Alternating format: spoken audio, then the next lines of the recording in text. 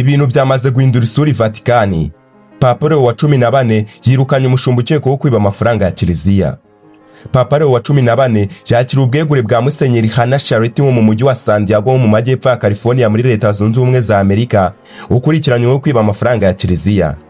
Uyu mushumba yahise yegura nyuma yo gutabwa muri yombi n'ubuyobozi bwa San Diego, aho yakekwagaho kwiba amafaranga angana n'ibihumbi 250 by'amadolari ya Amerika. Aya ngaya akaba arenga miliyoni 364 z'amafaranga y'u Rwanda. Aya mafaranga yanyereje Kiliziya nk'uko Vatikani yabitangaje mu masaha atambutse. Uyu mushumba yahakanye ibyaha 16 aregwa bifite aho bihuriye no kunyereza umutungo n'iyeza ndonye. Ibyo ngibyo yabihakanye ubwo yari ari mu rukiko kuwa 9 Werurwe mu mwaka wa 2025. Ariko se hari byinshi byo kwibaza kuri Musenyeri nk'uyu nguyu utari ufite icyabuza aho yayoboraga, ariko akaba akekwaho kwiba amafaranga angana na miliyoni 364 z'amafaranga y'u Rwanda. Hari byinshi byo kwibaza uyu mugabo wari we, aho avuka, aho yayoboraga, ndetse n'icyamuteye kwiba amafaranga angana gutyo. Miliyoni 364 z'amafaranga y'u Rwanda, ubwo ni amadolari angana n'ibihumbi 250 birenga. Ubundi ubusanzwe Hannah Charity yatawe muri yombi kuwa 5 Werurwe umwaka wa 2026 yafatiwe ku kibuga mpuzamahanga cy'indege ubwo yashakaga gutoroka akava muri Amerika nk'uko itangazo ryashyizwe hanze n'ubuyobozi bw'aka gace niko ryagaragaje. Ubundi amazina ye yose bamwita Emmanuel Hannah Charity. Afite amateka maremare mu Bukristo kuva muri Iraq aho yavukiye kugeza muri Amerika ariho yarafite imirimo yarari gukora. Yavukiye mu mudugudu wa Fish Kabul muri Iraq kuwa 11 Ugushyingo umwaka wa 1956. Nyuma yaje kwinjira mu seminari no i Mosul mu mwaka wa 1971.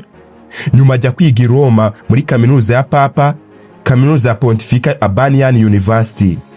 Yahawe ubupadiri kuwa 31 Gicurasi umwaka wa 1984. Ahabwa ubupadiri na Papa Yohani Paulo wa kabiri.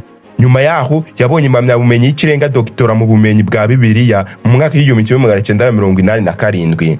Nyuma yaje kwimukira muri Amerika mu mwaka wa 1987 nibwo yageze muri Leta Zunze Ubumwe za Amerika, akora mu maparuwasi atandukanye yo muri California, cyane akora mu maparuwasi yo mu majyaruguru ya Hollywood ndetse no muri Erika John. Kuwa 15 Mutarama mu mwaka wa 2015 Papa Francisco yamugize umushumba wa diocese ya Mari Adai muri Toronto muri Canada. Kuwa 9 Kanama mu mwaka wa 2017 uyu musenyeri yavuye muri Canada maze yimurirwa muri San Diego muri California, ajya kuyobora diocese ya Mutagatifu Petero Intumwa. Ahangaha niho yakoreraga imirimo ye kugeza ubu ubwo yashinjwaga ibyaha byo kunyereza umutungo wa Kiliziya Gatolika. Nkuko natangiye mbibabwira, yatawe muri yombi azira kunyereza amafaranga angana n'ibihumbi 250 by'amadolari ya Amerika. Nyuma y'ifatwa rye kuwa 10 Werurwe umwaka wa 2026, Papa Leo wa 14 yakiriye ubwegure bwe, ahita amukura mu nshingano zo kuyobora diocese ya Mutagatifu Petero Intumwa muri San Diego. Polisi yo muri Leta Zunze Ubumwe za Amerika yamufatiye ku kibuga cy'indege cya San Diego, bivugwa ko yashakaga guhungira mu Budage. Mbere y'uko atabwa muri yombi hari hashize igihe bivugwa ko akorwaho iperereza n'ubutegetsi bwa Kiliziya Gatolika Vatikani ku myitwarire mibi n'imicungire mibi y'umutungo. Uyu munsi umushinjacyaha wungirije wo muri San Diego bita Joel Madero yavuze ko ibi byaha uyu mushumba akurikiranyweho yabikoze mu mwaka wa 2024.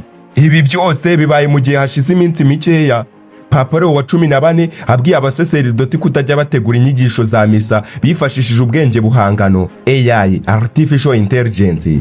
Uyu munsi Kiliziya Gatolika ku isi yoboye na Papa Leo wa 14 ubusanzwe wavutse yitwa Robert Francis Prevost, akaba umushumba wa Kiliziya Gatolika ku isi, akaba n'umwepiskopi wa Roma.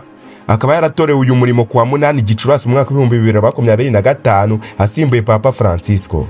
Hakaba ari nawe Papa wa mbere ukomoka muri Leta Zunze Ubumwe za Amerika, dore yuko avuka kuwa 14 Nzeri umwaka wa 1955 yavukiye i Chicago muri Leta Zunze Ubumwe za Amerika. Akahiga amashuri y'imibare na za kaminuza, aho yize muri kaminuza ya Villanova n'ubumenyi bwa teologiya muri Chicago. Nyuma akaza agafata impamyabumenyi y'ikirenga ya doktora mu mategeko ya Kiliziya yakuye i Roma. Nyuma yaje kuba musenyeri wa diocese ya Chiclayo muri Peru kuva mu mwaka wa 2014 kugeza mu mwaka wa 2023.